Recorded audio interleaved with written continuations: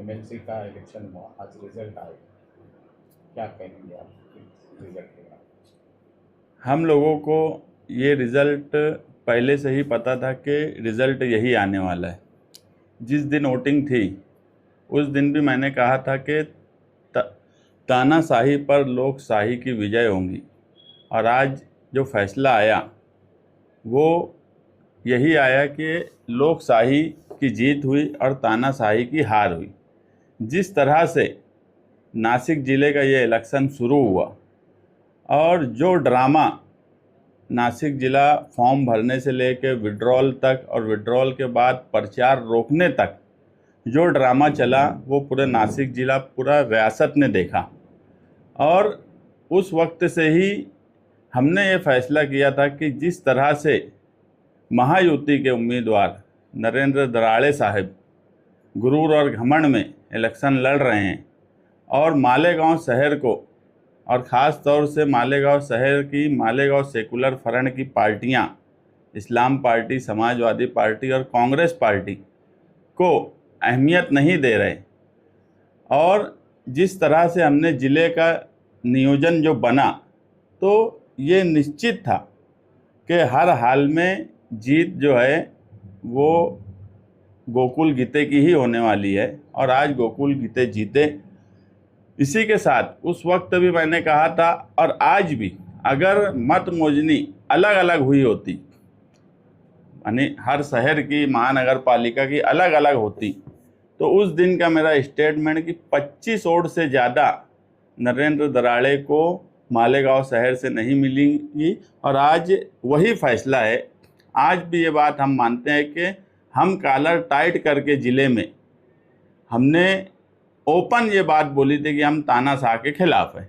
बाकी जो लोग थे वो बीजेपी और शिवसेना के साथ थे, मुकामी एमआईएम के लोग, मुकामी एमआईएम के लीडर, यहाँ तक के जो हज पर गए हैं मुकामी एमएलए एमआईएम के, वो हज पर से भी उनका जो फैसला था वो बीजेपी और शिवसेना के साथ रहने का था, और हमने एक आज़ाद उम्मीदवार को चुना।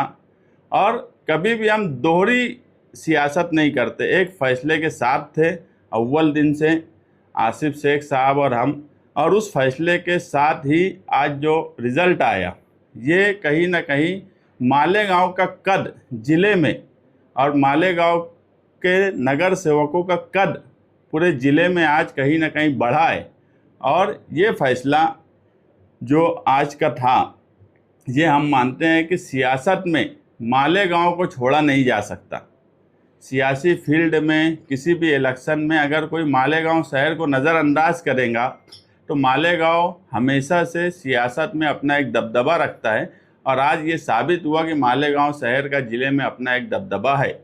ईदगाह के मेंबर, नगर सेवक जो है वो ज़िले भर के नगर सेवक महायुति के उम्मीदवार से नाराज़ थे, और जिस तरह से ज़िले भर के कारपोरेटर्स ने एक दूसरे से राब्ता करके और एक दूसरे से कांटेक्ट करके जिस तरीके का फैसला दिख रहा था, वो उस वक्त भी हमको लग रहा था कि हर हाल में 352 नोट गोकुल गीते को मिलेंगी, और आज 357 नोट गोकुल गीते को मिली, जिसमें से 58 नोट मालेगांव शहर की है 83 में से। आपने कहा कि तानाशाही किसकी थी? तानाशाही महायुति बीजेपी शिवसेना की, कि वो किसी को लड़ने देना नहीं चाहते थे। इलेक्शन में, राजकारण में तुम अपना प्रचार करो और अपनी ताकत का पूरा इस्तेमाल करो, मगर इलेक्शन ही ना हो, हर जगह बिन विरोध इलेक्शन हो। ये कहीं ना कहीं जमहूरियत जैसे मुल्क में, जमहूरी मुल्क में ये जमहूरियत का कत्ल है। ये तानाशाही है कि मुसलसल लोगों पे दबाव बनाया जा रहा था कि तुम फॉर्म मत भरो, तुम फॉर्म निकालो। यहाँ तक कि जब फॉर्म विड्रॉल का वक्त ख़त्म हो गया, तो ये दबाव बनाया गया उम्मीदवारों पे। एक मुकामी उम्मीदवार भी थे मालेगांव शहर के, प्रसाद हीरे, एक नासिक के थे गोकुल गीते, मगर गोकुल गीते ने प्रचार तो रोका मगर हिम्मत नहीं हारी। प्रचार रोकना एक अलग बात है और हिम्मत नहीं हारना ये एक अलग बात है, और उनका हिम्मत नहीं हारना ही सही मानों में ये जीत की वजह बनी। और उनके साथ मालेगांव जैसा शहर जब लगा तो उनके अंदर और कॉन्फिडेंस आया और उन्होंने ज़िले भर में जो भी नियोजन उनके लोगों ने बनाया वो ऐसा नियोजन था कि जिसमें जीत निश्चित थी। और जिस तरह से वो इलेक्शन लड़ रहे थे, ये हमारे लिए भी एक नया तजुर्बा था। सियासत में तजुर्बे मिलते रहते हैं, ये इलेक्शन एक नया तजुर्बा था और इस इलेक्शन से भी हमको बहुत कुछ सीखने को मिला और बहुत कुछ दूसरों को सिखाने को भी मिला। ये इतना शिंदे से मिलने के लिए जा रहे, इस तरीके की खबरें आ रही हैं। देखो, अब वो मुख्यमंत्री से भी मिलने जाएंगे, उप मुख्यमंत्री से भी मिलने जाएंगे। आज एमएलसी बन गए, मुख्यमंत्री है, उप मुख्यमंत्री है, ये तो सियासत में चलता है। सरकार में जो लोग हैं मिलने जाएंगे, उससे कोई फ़र्क नहीं पड़ता। वो आज़ाद उम्मीदवार थे, बैलेट पेपर पे आज़ाद उम्मीदवार थे, जो फॉर्म भरा वो आज़ाद उम्मीदवार थे। यहाँ तक कि सूचक अनुमोदक हम थे, मगर आज़ाद उम्मीदवार के सूचक अनुमोदक थे। मालेगांव शहर ने 10 सूचक अनुमोदक दिया था, तो हम आज़ाद उम्मीदवार के साथ थे। अब वो किससे मिलने जा रहे हैं ये उनका मामला है। मिलना जुलना ये सियासत में चलता है और इंसान मिलता जुलता है। ज़रूरत हमको भी पड़ती है मुख्यमंत्री उप मुख्यमंत्री से मिलने की, तो हम नज़रियाती तौर पर इख्तिलाफ होने के बाद हम भी मिलते हैं। आप तानाशाही के खिलाफ वोटिंग करें ऐसा उस दिन भी बयान दिया था और आज भी बोले, लेकिन मुखालफिन की तरफ से ये बात है कि आप लोगों ने इस्लाम पार्टी के जो उम्मीदवार का पर्चा दाखिल था, अगर वो वापस नहीं लेते तो हम उनके साथ रहते। देखो, ये छचन और दोगली बात है। कारपोरेशन के महापौर इलेक्शन में मुझे बताओ, इस्लाम पार्टी की मेयर नसरीन शेख साहिबा, समाजवादी की डिप्टी मेयर शान हिंद साहिबा, इनका फॉर्म था।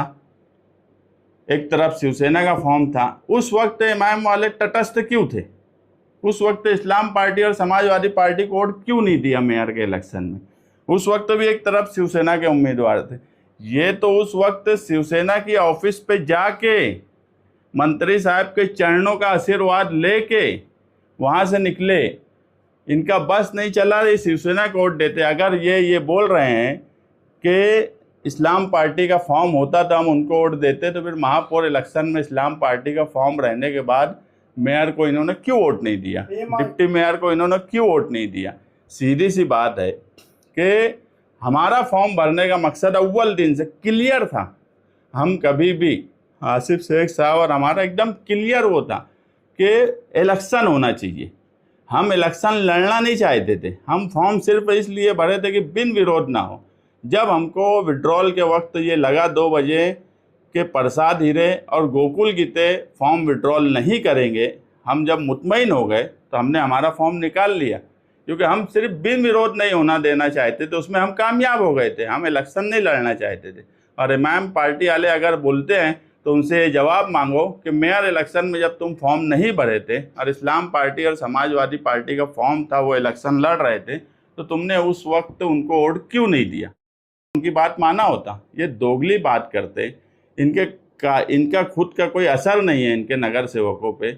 इनके नगर सेवकों के साथ गाली गलौज करते। इसीलिए जिस रिजॉर्ट में ये रील बना रहे थे, जिस रिजॉर्ट में ये फ़ोटो खिंचा रहे थे, उस रिजॉर्ट में बाजू में बैठे हुए लोग चिट्ठी नासिक भेज रहे थे गोकुल गीते के पास कि हमारी कुछ बात होंगी तो कर लो। चिट्ठियाँ आ रही थी उसी रिजॉर्ट से जो बाजू में बैठ रहे थे। वो चिट्ठियाँ सिर्फ हम यहाँ पे हमको कंफर्मेशन के लिए आती थी मालेगांव कि भैया ये लोग दो रिजॉर्ट से चिट्ठी भेज रहे, क्या करना इनका? हम बोले भैया तुम्हारे हिसाब से करो, मगर हमको ये मालूम था कि कितने लोग इमाम के फूटे और कितने लोगों ने क्या किया है। उम्मीदवार का आपने सपोर्ट किया था, ये उम्मीदवार अगर शिंदे साहब से मिलने गया या फिर उनसे मिलने गया और उसने किसी पार्टी में शमूलियत इख्तियार करी, तो फिर आप क्या? जब शमूलियत इख्तियार करेंगे उस वक्त तो उस पर बात करेंगे। आज तो आज़ाद उम्मीदवार है। मिलने जुलने का सियासत में कोई मसला नहीं है। मिलना जुलना, शिंदे साहब से मिलने गया है, फडणवीस साहब से भी हो सकता, मुख्यमंत्री के बीजेपी के, उनसे भी मिलेंगे। मुख्यमंत्री उप मुख्यमंत्री से मिलना कोई सियासत में कोई ऐब की बात नहीं है। लेकिन इतनी आनंद चार्टर प्लेन से उनको बुलाया गया, तो कोई ना कोई बड़ी बात होगी। जीत भी वैसी थी चार्टर प्लेन वाली। एमआईएम शिवसेना भाजपा में जो क्रॉस वोटिंग हुई है उसका मास्टरमाइंड कौन है?